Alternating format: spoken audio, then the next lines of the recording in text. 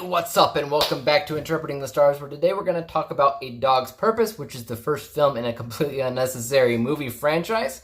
Second movie comes out next week. I have not yet seen it, so in preparation I thought I would rewatch this movie, see if my opinion on it has changed any, and my opinion has changed. My score has changed. My original score was 63%, a pretty meh score, and I can tell you that my score for it has dropped some. I'm not going to tell you what it is until the end of this review, so stick around for that. First off, I want to talk about some of the good things associated with this movie. If you are the type of person that really enjoys feel-good movies that you can turn your brain off to, and if you're somebody who doesn't really care so much about storytelling, narrative, or anything like this, you might actually like this movie, because essentially it's a really long YouTube channel showcasing a bunch of cute dogs with Josh Gad narrating the whole thing. That's essentially what it is, because there is no real story here, there is no real narrative here, but it is cute, and it is adorable, and it does tug on your heartstrings if you don't care for the fact that it's actually a movie and it should possibly have a story going on at the same time. So that's probably my biggest positive, right? That it just makes you feel good inside, makes you feel warm and fluffy-duffy,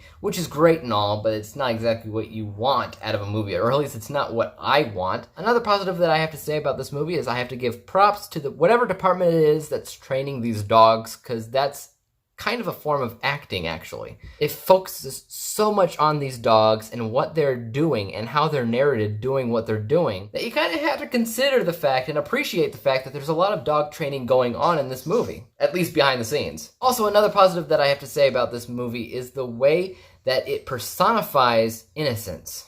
It's almost an art form to try to showcase what innocence is through the perception of something juvenile like a child, or in this case, a dog. The character of this dog perceives a lot of stuff that's actually very, very dramatic, very depressing. However, he doesn't know things that are dramatic. He doesn't understand what drama is, so he perceives it as something that's actually innocent and silly and funny. I think we can all connect with that sense of innocence because at a time, we were that innocent as well. And I mean, our views on things have changed throughout the last few years, decades if you will, but there was a time when we just didn't understand what drama was. And this is kind of testament to that idea, which really helps captivate the idea that this really is a fluffy, duffy, feel-good movie. But that's really where all the positives for me lie. It's really just generic for the most part. A lot of stuff is standard, typical, and forgettable. Take Josh Gad, for instance. I like him. He's a very noticeable actor, especially voice actor. You can pick his voice out from my crowd, but I don't know if that necessarily means he's the right pick for this Bailey dog. He's a pretty good pick for youthful, for juvenile voice, for juvenile personality,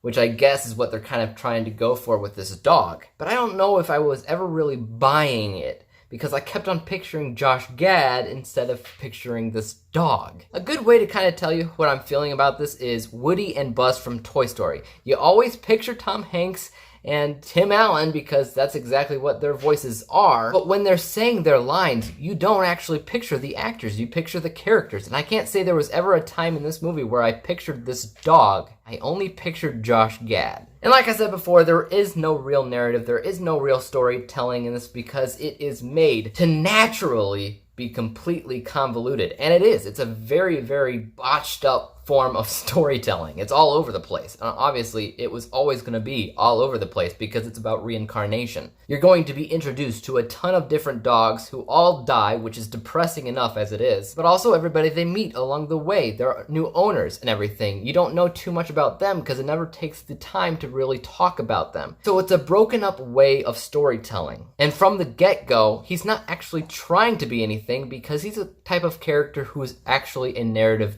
beer. He's somebody who adapts to a situation. That's not really a bad thing, narratively speaking, but it doesn't really go anywhere at the same time. So when it comes down to balance of the film, you can understand everything that's going on, you get it, but it's not really going anywhere either. He's not like, I'm gonna go back to my former owner. It was never like that from the beginning of the movie. It's just a movie that's kind of a fun little take on reincarnation, which is fine, I guess. I've seen other movies about reincarnation, and sometimes they're heartfelt, sometimes they're not, sometimes whatever, you know, it's a subgenre. But my biggest complaint about this movie actually does come down to the storytelling, the story structure. It's not really going anywhere. It's trying to get you acquainted with this dog and his experiences through life, through all these different bodies of all these different types of dogs, genders of dogs, what have you. But it's not a story.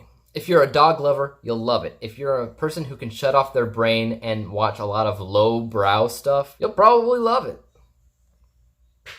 Mom. My mom actually does really like this movie. I would say it's definitely a family movie. It doesn't have to be bad to be a family movie. It doesn't have to be anything spectacular to be a family movie. But like I said, I always score each movie exactly the same, and I always look for the same thing. I'm always looking for a good story and good characters. And there's a lot of typical standard stuff in this movie as a whole. My original score for this movie was 63%. It has gone down, like I said, to 60%. It went down 3%. It's a movie that I would suggest to families with kids who like dogs, because I was watching it with my 4-year-old who was starting to cry watching the movie. He looks over to me and says, "I want a dog. Go get me a dog. Go get it." So obviously it tugs on the hearts of the old and young. But again, my 4-year-old doesn't understand storytelling or narrative or anything like that. He just understands cute dogs being cute. I don't know. Guys, tell me what you thought of this movie in the comments down below. As for YouTube, you know what to do. Subscribe to me, hit that like button, hit the bell to be notified when I come out with my next review. Peace out.